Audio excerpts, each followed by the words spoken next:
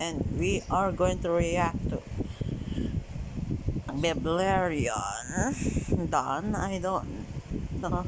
I won't say it. Just subscribe to our channels. Okay, guys. This alien planet is sponsored by Campfire Technology, who've just launched the open beta for their brand new software, Blaze, which, by the way, is completely free for the whole of October. For more information, check out the link in the description or stick around until the end of the video.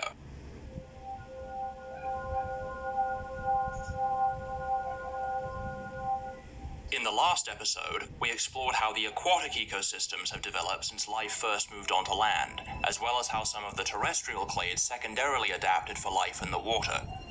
This transition was partly prompted by the same climate change event that transformed the interior of the supercontinent from lush forests into open steppe. But even after the atmosphere reaches equilibrium, the climate won't remain stable for long. For the past few tens of millions of years, the east and west halves of the supercontinent have been steadily pulling away from each other, forming a rift valley along the divergent boundary at the center of the supercontinent and pushing up mountain ranges along the coasts.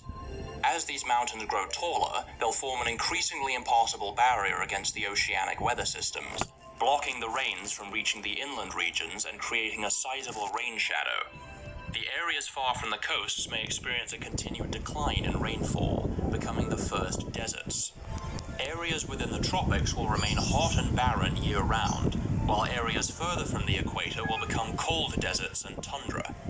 And within the temperate latitudes, areas between these deserts and the coasts will experience seasonal rainfall, swinging between extremes of dry and wet.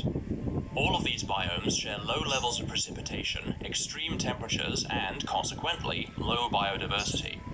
However, even habitats as inhospitable as these present new niches free from competition, which will incentivize some species to specialize for life in the harsh conditions. Much like how the intertidal zone acts as a medium for organisms emerging from the water, the seasonal areas act as a medium for species transitioning to life in the deserts, as everything that lives in these habitats will need to adapt for prolonged periods without water. In particular, the plants in these regions face a unique challenge. Under most conditions, the chemophytes will benefit from a large surface area to let them gather as much sunlight, carbon dioxide, and hydrogen sulfide as possible. However, a larger surface area will also lose water faster through transpiration or evaporation through the stomata covering the leaves. As such, the trees in these areas may evolve smaller, narrower leaves to minimize transpiration, and thicker, more bulbous trunks to store extra water, for which we'll give them the name nodophytes. Although the nodophytes may outcompete the other xylophytes in dry or seasonal habitats, many of these areas may still not experience enough rainfall to support any substantial forests. The dominant ground vegetation will still mainly consist of brachyphytes, which don't require nearly as much water as the xylophytes thanks to their small size, but they may still evolve a mechanism to help them weather periods of drought. Having large leaves only presents a risk of excess water loss during the dry season, so these brachyphytes may evolve a way to reduce their surface area as the seasons change. Abscission occurs when an organism intentionally sheds a part of its anatomy that's no longer necessary or beneficial to maintain. For example, deciduous plants have evolved to shed their leaves in response to the onset of winter, an adaptation that reduces their overall surface area to prevent water loss. The seasonal brachyphytes may opt for a similar solution. At the end of the wet season, they may shed their leaves, abscising all parts of the plant that emerge above ground level. The bulbs will remain dormant underground throughout the dry season, regrowing their leaves once the rains return. Because of this, the seasonal steppe may appear more or less the same as the tropical steppe during the wet season, but once the dry season arrives and the brachyphytes shed their leaves, they'll leave the landscape denuded of vegetation. These brachyphytes, which we'll call cryptophytes, will thrive in areas with any degree of seasonal variation. This seasonal dormancy may be mimicked by some animals as well. Although somewhat overshadowed by the larger osteopods, the lophostomes will also have representatives in the open habitats. The ubiquitous malacoforms are small and adaptable enough to survive on very little food and water, and wherever there are malacoforms, there'll be desmostricans to feed on them. Meanwhile, some of the plecostricans may switch from a diet of mixed forest vegetation to feeding solely on brachyphytes. evolving grasping tentacles to pluck their leaves from the ground, strengthened forelimbs to help unearth buried bulbs, and a rasping, muscular mouth to chew through the tough, drought-resistant plant tissues. These adaptations will help these plecostricans to thrive in habitats where brachyphytes constitute the dominant vegetation, but those species living in seasonal areas may evolve one further adaptation to help them endure periods of intense drought. Numerous unrelated clades on Earth have evolved various forms of dormancy to help avoid harsh conditions. Dormancy specifically in response to hot, dry conditions is called estivation, and may evolve among the plecostricans as a means of getting through the worst of the dry season.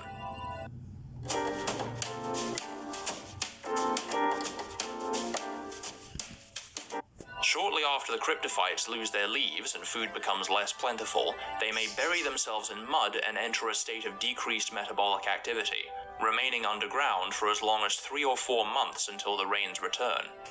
Let's call this clade the Xerostricans. But the easiest way to survive the dry season is to simply leave in search of more accommodating habitats.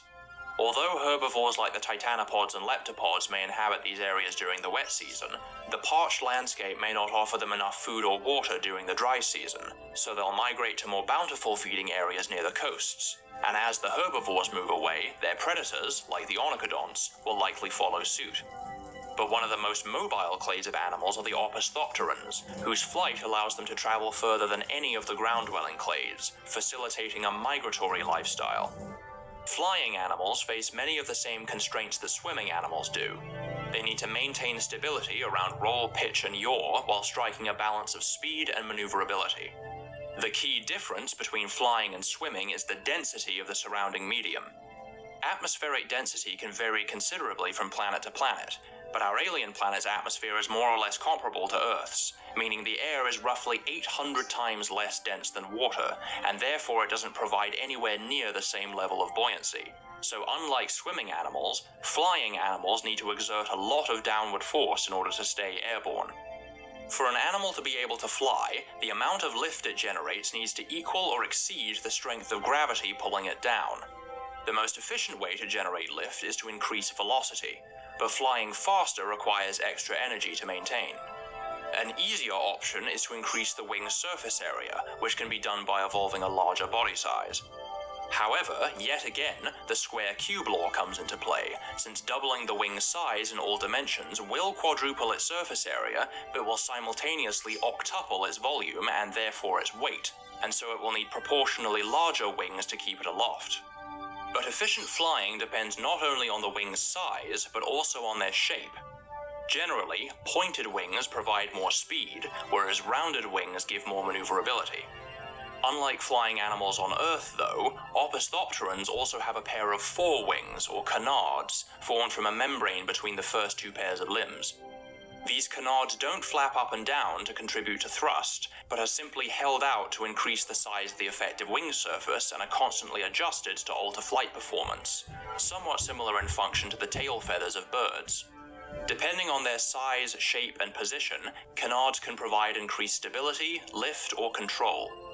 Like their elastospondyle ancestors, the first opisthophterans will be small, forest-dwelling predators, meaning they'll need to be adept at darting among the tree branches of the dense canopy. As such, they may evolve short, broad wings to provide a high degree of maneuverability. Their canards may be relatively large, forming up to a third of the flight surface and occurring just anterior to the wings, which will improve their ability to execute sharp turns. We'll call this early radiation of opisthophterans the Latopterans. But as they diversify, another clade may adapt to more open habitats like the steppe, where they'll no longer need their ancestors' maneuverability. These species may therefore attain larger sizes and evolve more pointed wings to give them increased speed, and narrow canards to assist in takeoff and landing and in diving for prey. Most species in this clade will be steppe-dwelling pursuit hunters, using their great speed to chase down small prey scurrying amongst the brachyphytes. We'll call them sphenopterans. However, as the continental interior dries out, species living within the seasonal zones may evolve migratory behaviors to help escape the dry season, and so may instead invest in adaptations for traveling long distances. This can be done by evolving long, narrow wings with a high aspect ratio, and by positioning the canards further forward to provide extra lift. Although their lack of a well-developed support structure prevents them from growing too large, this clade will include some of the biggest of all opisthodopteran species, and thus we'll call them magnopterans. But while their long wings and efficient gliding may help many species migrate to new feeding areas, these same adaptations will also allow species living in desolate habitats to scour large areas in search of scarce food, and so a few magnopteran species may remain within the arid regions all year round, possibly even colonizing the desert at the center of the supercontinent. This desert will be one of the harshest environments on the planet, experiencing negligible precipitation and dangerously high temperatures throughout the year. There won't be nearly enough water to sustain any xylophytes, and without the relief of seasonal rainfall, even the cryptophytes will have difficulty surviving. The only plants likely to thrive in the desert are those few brachyphytes that can adapt to cope with perpetual drought. Like the notophytes, these plants may evolve enlarged fleshy tubers to store water and shorter, thicker leaves with tough cuticles to minimize water loss through transpiration. However, this will also reduce the amount of sunlight, carbon dioxide, and hydrogen sulfide the plant will be able to take in, decreasing the efficiency of photosynthesis and chemosynthesis. In the extreme heat of the desert, this may be a tricky balance to strike, but some plants may find a way around this constraint. The only reprieve from the oppressive heat comes with nightfall, when the temperature plummets by as much as 30 degrees. In the cooler temperatures, the risk of excessive transpiration decreases dramatically, making for an ideal time for the plants to open their stomata and take in carbon dioxide and hydrogen sulfide. However, there's obviously no sunlight at night, so they can't carry out photosynthesis, but some plants may evolve to store the carbon dioxide within their leaves to use when photosynthesis resumes once the sun rises. Relying on this mechanism, they can afford to keep their stomata completely closed during the day, keeping as much water as possible trapped within their leaves. This alternation between opening and closing the stomata with the day-night cycle has evolved many times among desert plants on Earth as well, and is one of the most efficient ways of conserving water in especially arid climates. These adaptations will help these brachyphytes, which we'll call tylophytes, to survive the extreme heat. But another difficulty of life in the desert presents itself when it comes to reproduction. Since chemophytes are capable of reproducing asexually, a single plant can quickly establish a colony around a habitable area. But when carrying out sexual reproduction, they'll need to spread their gametes across the desert to other colonies. The majority of chemophytes carry out sexual reproduction by simply releasing their male gametes into the air, letting the wind carry them far from the parent plant. With any luck, at least a small number of them may land within the female gametangium of another plant and fertilization can take place. This works well enough at high population densities and in more hospitable climates, since the higher the concentration of plants in a given area, the higher the chance of the gametes landing on a gametangium. But in the desert, the asexual colonies may be separated by enormous distances, which may be impossible to bridge just by relying on favorable wind conditions. One of the only ways to improve the reliability of this system would be to produce enormous quantities of gametes to give more chances for fertilization to occur, but this would be extremely inefficient and a huge waste of precious resources. To overcome this, the tylophytes will need another, much more targeted mechanism of dispersal, which may come in the form of other organisms. Many plants on Earth employ animals to carry out pollination and seed dispersal for them. There are many forms this can take, which we'll examine more thoroughly later, but just about every variation relies on the plant finding a way of attracting a pollinator. For the tylophytes, this will be fairly easy, since these plants and the oases they grow around will serve as some of the only concentrated sources of food and water the desert has to offer. When an animal comes to feed, drink, or simply rest, it will inadvertently get the plant's gametes stuck all over itself. To facilitate this, the tylophytes may evolve gametes covered in tiny hooks or needles to more effectively cling to their host's body. The animal will then carry the gametes with them as they travel across the desert, unwittingly spreading them to other colonies they visit. This dispersal strategy is far more efficient than relying on the wind, and will help the tylophytes become the dominant desert flora. But even these plants won't occur frequently enough to support very many herbivores. The hazardous conditions preclude most clades of animals from colonizing the desert, but those few that do tend to converge on several common traits. Firstly, desert-dwelling animals tend to be quite small, not only because of the lack of food, but also because of, you guessed it, the square cube law. The larger the animal becomes, the more body heat it will generate, and the less surface area it will have to radiate the excess heat away. This specific application of the square cube law is sometimes referred to as Bergmann's rule, and suggests that animals living in hot climates will tend towards smaller body sizes than those living in cold climates. Because of this, megafauna like the titanopods may not fare well in the desert, as their huge size will cause them to overheat very quickly and demand far more food than the desert can provide. On the other hand, the leptopods, being much smaller, will be far less susceptible to heat stress, and so may be one of the few herbivorous clades to have desert-dwelling representatives. In addition to becoming smaller, another way of increasing surface area seen in many animals living in hot climates is to evolve specialized dermal structures like dewlaps, wattles, or enlarged ears. The desert leptopods may likewise turn the loose skin on the underside of their cephalothorax into a sort of membranous crest riddled with blood vessels to maximize their rate of heat exchange. Since food sources are so widely scattered, desert animals also benefit from specializations for covering long distances. To this end, many of the leptopod's cursorial adaptations provide an advantage. Their long stride length not only gives them speed, but will also help them very efficiently travel many miles every day in search of food. The desert-dwelling species may strengthen this advantage by evolving longer, more widely spaced legs, and their pointed, hoof-like feet may widen to stop them from sinking into the sand. When swept up by the wind, the sand can also damage the more vulnerable parts of an animal's body, particularly the eyes, so many desert animals will also have some way of keeping their eyes protected. At this point in their evolution, most osteopods have quite simple eyes, consisting of a tube-shaped chamber containing a single lens.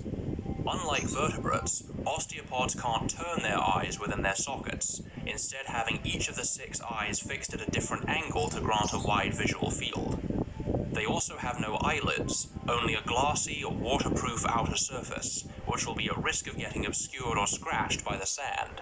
So to keep them protected, the desert leptopods may evolve specialized muscles to retract the eyes deeper into their sockets, and extra skin around the eye's circumference to close over them and conceal them. Many species may also evolve a fringe of elongated setae around the eyes for further protection.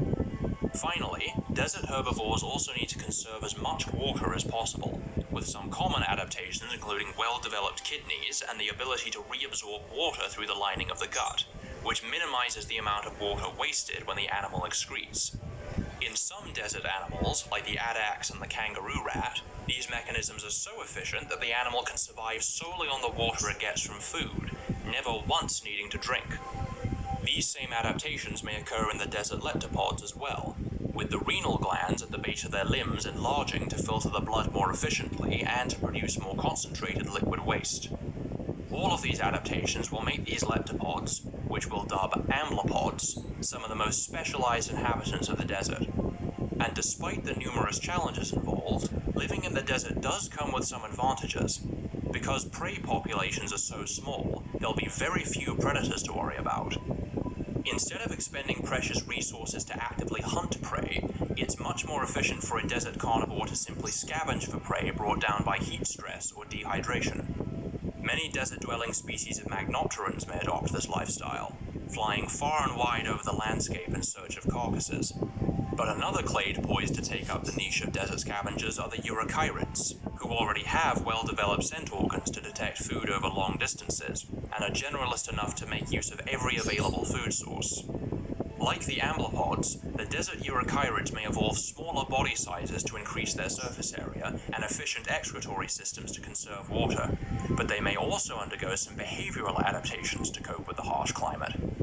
As mentioned earlier, the desert temperatures drop sharply at night, making it a much safer time for animals to go about their lives. As such, most desert animals are either nocturnal, only becoming active during the cool of the night, or crepuscular, only active during dusk or dawn. Both strategies help to avoid the fierce heat of midday, but also mean that these animals will need to adapt to low light conditions. The easiest way for an animal to increase the acuity of its night vision is to evolve larger eyes, letting them take in more light. Specifically for an animal with more than one pair of eyes, like the osteopods, the most efficient arrangement is to have a single, disproportionately large pair of eyes, while the other pairs remain comparatively small. The enlarged pair of eyes may also undergo further specializations for night vision, such as evolving a tapetum lucidum, a reflective membrane lining the eye that passes light back through the retina to increase the rate of absorption, a common adaptation in many nocturnal animals on Earth. But increasing the size of these eyes will also make them more vulnerable to damage from the sand. So like the amblypods, these eurychirids may evolve a ring of muscle that can close over the eyes to protect them. Subtly adjusting this muscle will also allow them to precisely control the amount of light that enters the eye, much like an iris, letting them adjust their vision to the changing light conditions throughout the night. While the anterior-most eyes do most of the work of taking in light and resolving a clear image, the other two pairs of eyes may still serve to increase depth perception and give them a wider field of vision, but otherwise remain fairly small and unspecialized. However, if these eurychirids adapt for nocturnality, they'll need to find a way to sit out the heat of the day, and the open landscape doesn't offer much in the way of shelter. One of the most common solutions among desert animals is fossoriality, or adaptations for digging, which allows nocturnal animals to remain in the safety and shade of their burrows during the day. Fossorial animals tend to share a number of key adaptations in common. Firstly, and most obviously, powerful front limbs specialized for digging through the substrate. Fortunately, the eurychirids already have broad forelegs, used by the steppe-dwelling species to unearth buried eggs. In the desert species, these limbs may become stouter and more heavily muscled, with enlarged claws to rip through and clear away as much sand and soil as possible. Fossorial animals also tend to have small, fusiform bodies and short limbs to help them squeeze through their tight burrows, and any external structures, like ears or tails, tend to be reduced or absent to avoid unnecessary friction. As such, these eurychirids' walking limbs may become smaller, and their pedipalps, adapted for sensing and processing food, may shrink so as to not get in the way of the digging claws. Thanks to these adaptations, they'll be able to tunnel underground to escape the sweltering heat, only emerging from their burrows at night to find food. Their generalist diets will let them exploit virtually any food source they come across, including carcasses, tylophyte tubers, and whatever small prey they can find. But these eurychirids will be put under their greatest stress when it comes time for reproduction. Like all osteopods, the eurychirids produce oothecae, which contain the developing young as well as a yolk, or source of nutrients that the embryos depend on to complete their development, only hatching once the yolk is exhausted. However, because resources are so scarce in the desert, it will be difficult to provide enough nutrients to last for the young's entire development period. With a smaller yolk, the young may hatch out prematurely, lacking functioning eyes or even solidified bones. In such an underdeveloped state, they'll be very vulnerable, especially in such an inhospitable habitat.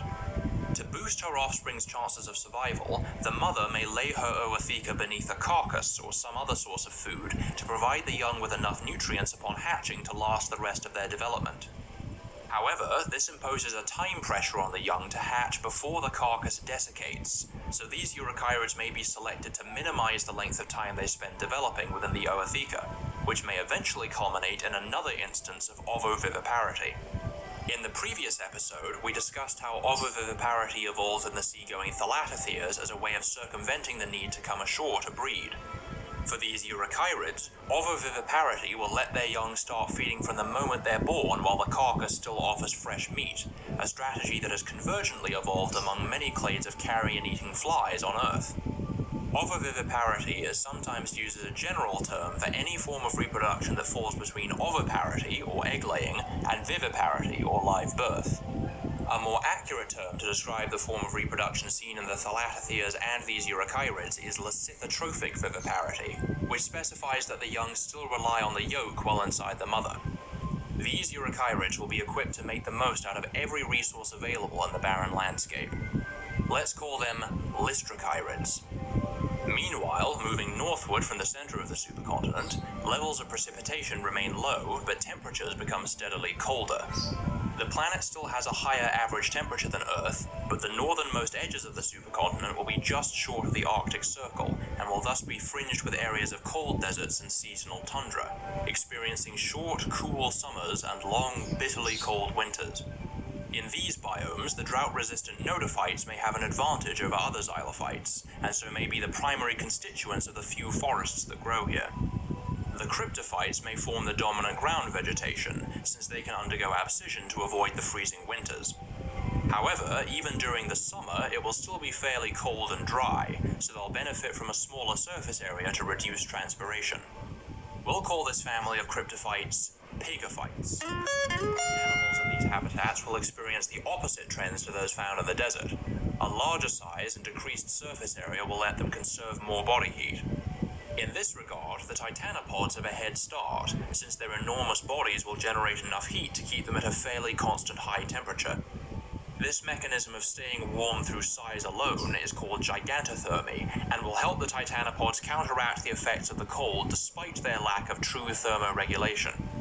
There may not be enough trees in the tundra to support the high-browsing proceropods, but the baropods may be able to survive on the pagophytes and other low vegetation, and so some species may expand their range northward. And wherever there are populations of large herbivores, the predatory onychodonts won't be far away, and so they too may reach the colder latitudes. The onychodonts aren't quite as large as the baropods, so their bodies can't store as much heat, but their endothermy will more than compensate for this. What once evolved as a means of maintaining high levels of activity can now be repurposed to let them colonize variable or inhospitable climates.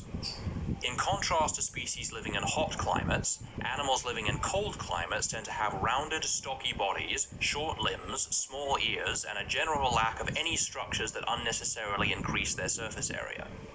Likewise, the tundra-dwelling osteopods may become larger and more heavy-set than their southern relatives, with shorter legs and smaller pedipalps. These two clades will serve as the dominant megafauna in the tundra and constitute some of the largest land animals on the planet. We'll call them pachypods and hadrodonts. But despite their adaptations to the cold, most species in these clades may still only inhabit the tundra during the relatively mild summers, as even their gigantothermy may not be enough to help the pachypods endure the coldest parts of the winter, and so they'll be forced to migrate to warmer areas to the south. And the hadrodonts will likely follow their prey populations as they migrate, leaving the seasonal tundra largely devoid of megafauna during the winter. But in some areas, such as the high-altitude regions within the northwestern mountain range, temperatures will remain uncomfortably low all year round, and may therefore be too inhospitable for the pachypods and hadrodonts. Those few clades that do manage to colonize these areas will need a more specialized defense against the cold. Like the onychodonts, the leptopods are endotherms, which gives them an edge in cold climates, so they too may form part of the tundra ecosystems. Once again, in accordance with Bergman's rule, these forms may grow to larger sizes than their steppe and desert-dwelling sister clades, but they may gain further protection from the cold by increasing the efficiency of their thermoregulation. One relatively easy way to do this is to stop the body heat they generate from dissipating. In other words, to evolve a layer of insulation. Many animals do this with layers of fat or blubber, which also acts as an energy reserve when food is scarce. But since air itself is a very efficient insulator, one of the most effective ways to stay warm is to trap a layer of air close to the body. This is most commonly accomplished with some sort of specialized integument or body covering, whether it's fur in mammals, feathers in dinosaurs, pycnofibers in pterosaurs, or any one of the dozens of different dermal structures found among invertebrates. In the case of our leptopods, the sarcopods from which the terrestrial osteopods descend were covered in setae, embedded within mechanoreceptors to sense vibrations in the surrounding water. However, in a low-density medium like air, vibrations become much harder to detect, and so in most land-dwelling species, the vestigial setae have reduced to a tiny, almost microscopic scale, except in areas like the spiracles, where they serve to keep the airway clear of debris, and around the base of the pedipalps, where they form the hearing mechanism in most species. But while they may have lost their role in mechanoreception, they'll serve as ideal structures to adapt into a coat of insulation. And so these tundra-dwelling leptopods may re-evolve a covering of elongated setae, which, in addition to their subcutaneous layers of fat and rotund bodies, will make these leptopods superbly adapted to the cold. However, just like with the lystrachirids in the desert, these animals will be at their most vulnerable during their embryonic development. In the tundra, if the mother leptopod simply buries the ootheca and abandons it, like most osteopods do, the young may die from the cold before they even hatch. For their offspring to have any real chances of survival, these leptopods will need to evolve a basic measure of parental investment.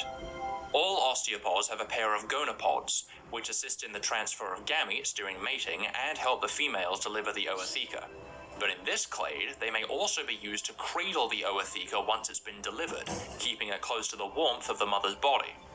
The female's gonopods may become larger to more completely envelop the ootheca and to keep it as warm as possible as the mother wanders the tundra. The mother will only abandon her young once they hatch, at which point they'll be developed enough to survive on their own. Along with their shaggy coats and bulky bodies, this form of reproduction will help these leptopods colonize areas too cold for other herbivores like the pachypods, and with the resulting absence of competition, they'll be free to expand into the as-of-yet unclaimed megafaunal niches, attaining even larger sizes and becoming one of the most successful clades in the tundra. We'll call them thylacopods. But not all species in the tundra will respond to the cold by getting bigger. Although it's called Bergmann's rule, it's more of a general trend than an actual rule. While a larger body size does let the animal retain a greater amount of heat, it also demands more food to maintain. And so areas of the tundra where resources are especially limited may see clades tending towards smaller body sizes, like how the Arctic Tyrannosaur Nanoxaurus was only about half the size of its infamous cousin T-Rex. Similarly, the hadrodonts may be limited in their distribution to those areas with large enough populations of prey, while elsewhere, the predatory niches may be better exploited by some of their smaller relatives who can survive on a sparser diet. The evolution of centaurism gave the onychodonts a major advantage, both in giving them a more efficient limb configuration and providing them with powerful weapons to latch onto large or fast-moving prey. Once this innovation occurred, it wasn't long before one branch of onychodonts took over the niches of the dominant predators, evolving into enormous hypercarnivores. But not all onychodonts will be giant. A separate branch may retain the mesocarnivorous lifestyle of their dromaeopod ancestors, going after smaller prey in open habitats. We'll call them allodonts. And perhaps one clade of these allodonts spreads into the far north, possibly driven from the steppe by competition from their larger relatives. As mesocarnivores, their varied diet will be a great asset in the tundra, as they'll be able to subsist on vegetation when prey is scarce. Like all onychodonts, their forelimbs will be their primary means of catching prey and handling food, while their small pedipalps are used for inflicting damage and in processing food before it's swallowed. Due to their small size, they won't be able to store very much body heat, so they'll need to take every possible precaution against the cold, not only evolving shorter limbs and stockier bodies, but uniquely, these animals may further reduce their surface area by internalizing their gonopods within their abdomen, minimizing their exposure to the frigid air. For additional warmth, they can also rely on their endothermy, which, like the leptopods, they may make more efficient by evolving their setae into a dense coat of insulation. Unlike the leptopods, though, who have simple acuminate setae, these allodont setae may evolve a branching or pectinate shape, which will allow them to form a denser covering and to more efficiently trap air. Also unlike the leptopods, whose thermoregulation operates continuously to keep the body at a constant high temperature, the onychodonts have facultative endothermy, meaning they only regulate their body temperature under energetically favorable conditions. Since they're already capable of essentially switching off their metabolism, this may evolve into a form of hibernation. Unlike the aestivation seen in the Zoroastrians, hibernation typically occurs specifically in response to the cold and is exclusive to endotherms, involving the animal actively disabling its thermoregulation. In this state, virtually all metabolic activity grinds to a halt, and the animal can survive solely on fat reserves for weeks or even months. This hibernation and their dense coat of integument will help these allodonts adapt to the harsh winters. But once again, these animals will need to solve the problem of ensuring their offspring don't freeze to death before they hatch. One option is for the mother to incubate the ootheca by warming it with her own body, but if she leaves the ootheca for even a short time, the young will be left extremely vulnerable.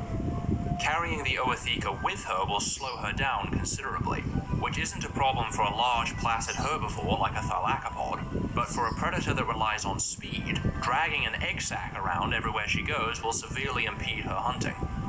The only practical way to ameliorate this problem is to increase the amount of time the young spend developing inside the mother, and to reduce the amount once the ootheca has been delivered, which may ultimately result in yet another instance of ovoviviparity. Like the lystrachirids in the desert, the scarcity of resources in the tundra makes it difficult to provide a substantial enough yolk to last the young for the whole of their development. But unlike the lystrachirids, these alodons can't afford to give birth to premature young, as if they're born before they've developed sufficient size and insulation, they'll be at increased risk of dying from the cold. In response to this, instead of relying on lacithotrophy, providing a limited yolk as the young's only source of food, these alodons may instead evolve a form of matratrophy, growing a placenta-like organ through which additional nutrients can pass from the mother to the embryos throughout their development. It's important to note that while matratrophy is most commonly associated with placental mammals, it's also independently evolved hundreds of times in many unrelated clades, including among reptiles, amphibians, fish, and even invertebrates. Although it imposes a greater burden on the mother by requiring her to impart more resources into her developing offspring, matratrophy is a much more reliable way for the mother to nurture her young than lacithotrophy, and guarantees that a higher proportion of them will survive until they're ready to leave the mother's protection.